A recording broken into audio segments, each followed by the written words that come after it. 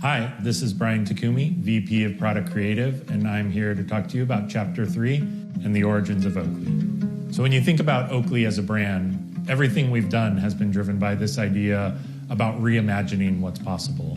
It's always been disruptive by design and with purpose. When we go back to the beginnings of the grip or eyewear that we fondly look at now as retro, they were very disruptive for their time. The world had seen nothing like any of these before.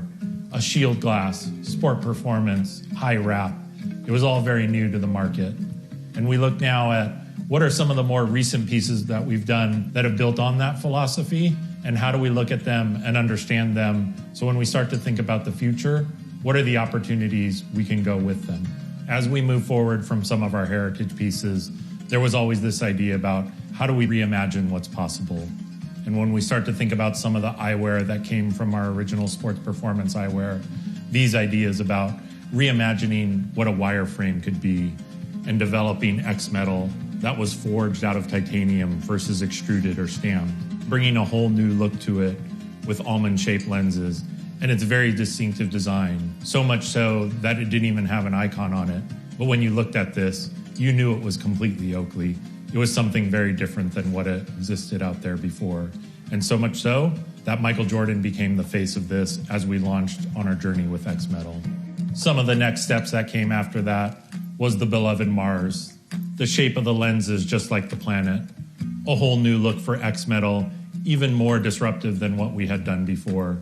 Taking our forged titanium, taking leather, and hand stitch it onto the frame. Always looking for ways to evolve what we had already done versus doing what we had already done before. And we were constantly on this journey of what's the next possible? How do we push the boundaries? Where do we go from where we are? C6, which was CNC'd out of a block of forged carbon fiber, took 96 hours to mill out. We thought of it in a way where how do we maintain the strength of carbon fiber, but do it in a way no one else can do. That brought a whole new suspension system into it, so you could actually flex it, but wound up being a piece that cost $4,000. It was a whole new way to take carbon fiber and manufacture a sunglass. And of course, there were those very disruptive pieces that really looked to go beyond anything that existed before. Jim said he was always inspired by when people told him he couldn't do something, that was actually the challenge for him to take it to a whole new level. So when he started to think about how does one actually wear a sunglass? You traditionally wear it with temples that go on the side of your head. And of course, he thought about over the top. Why can't you make a sunglass that goes over your head? Reduce the tension that goes on the side, put it around the top of your skull, and really make something that the world hadn't seen before, and debut it not only in sport, but on the sports world's biggest stage, the Olympics in 2000 in Sydney. And one of the things that Jim will say is his favorite design piece till this day. How do you actually reimagine what a shoe could look like, what it could be made of, how you could manufacture it, and the materials you could use? The upper was made out of Kevlar, the sole made out of Z-rated rubber that was only found in race car tires.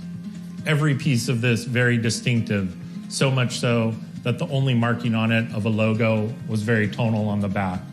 But to this day, this is a shoe that's coveted not only by Oakley collectors, but actually in the sneaker world.